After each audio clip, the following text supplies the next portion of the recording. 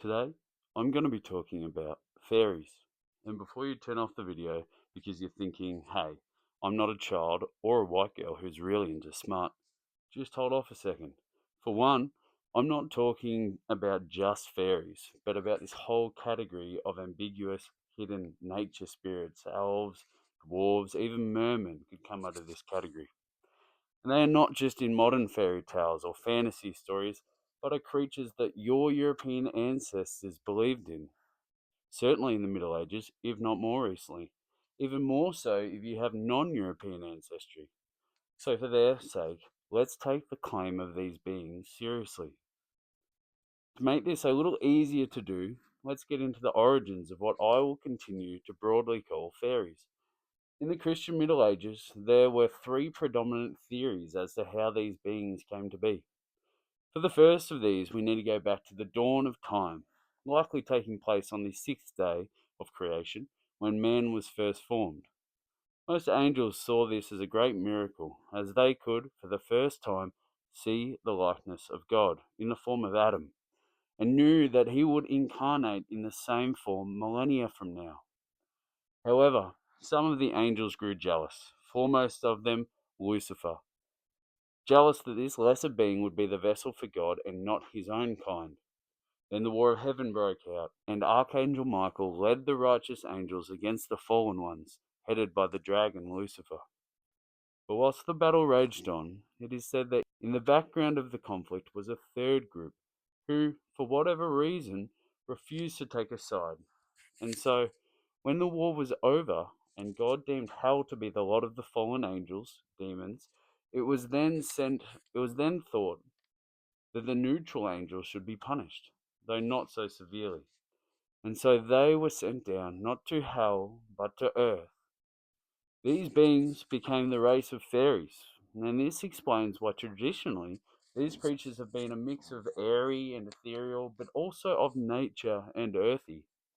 This is perhaps also why Tolkien's elves and their fate is inextricably tied to the earth itself, and even to the spiritual state of Middle Earth, which has been marred, forcing them to flee. The second theory of the origins of the Fae is based on a legend that Archangel Michael visited the children of Eve after the fall and blessed each of them, except for the children that Eve had not washed, and so had kept hidden from the archangel. Without God's blessing, these hidden children were fated to be hidden for the rest of their lives, and so became the hidden folk, or fairies, as they are otherwise known. The third and final origin of the fairies is that they are Nephilims or giants. I'll do further videos on the Nephilim, and so I won't go into too much detail, but they are mentioned in the book of Genesis and are hypothesized to be either the offspring of demons and human women through dark rituals, or the offspring of the righteous Seth's male line and the unrighteous Cain's female line, or both. Regardless of which of the three origin theories you side with, they all speak to recurring phenomena across history and place that is in some way ambiguous or hidden or just perceivable out the corner of your eye or in dreams or in the seemingly imagined sounds of the forest and stream. To look at another important aspect of the fairy, I want to go to ancient Ireland and their stories of their own specific fairy's origin. The Irish founding myth involves various waves of invasion, culminating in the ancestors of the Gaels or Celts. When they arrived, they did battle with the formidable supernatural race of the Tuatha De Danann, the guardians of the Isle of Era. The Gaels with the upper hand brokered a peace treaty with the Tuatha De Danann, in which they would be forced to go underground, to the underworld or otherworld. Even with their diminished position, they still had immense power and were worshipped as gods by the Celtic Gaels. With the coming of Christianity, it was no longer believed that the Tuatha De Danann were worthy of worship. That does not mean they went away. They became the Ishi, the folk of the mounds, or the fairies. This name, folk of the mounds, hints at their origins as the Tuatha De Danann, before retreating into burial mounds and other such entrances into the otherworld. It's possible to tie the origins of the Tuatha De Danann and therefore the Irish fairies, back to one of our three original theories. Consider that Tuatha Dé Danann means tribe of the goddess Danu. In other words, descendants of a fallen angel, or a Nephilim. This is perfectly reasonable, but if I can for a moment merge some of our initial theories, could it be considered that if fallen angels could consort with human women, could they also not breed with neutral earth spirits, or descendants of the hidden children of Eve, therefore creating more earthy offspring?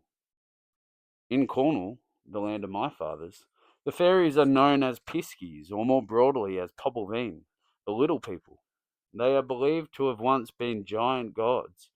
However, as Christianity spread and belief in them dwindled, so did their physical size.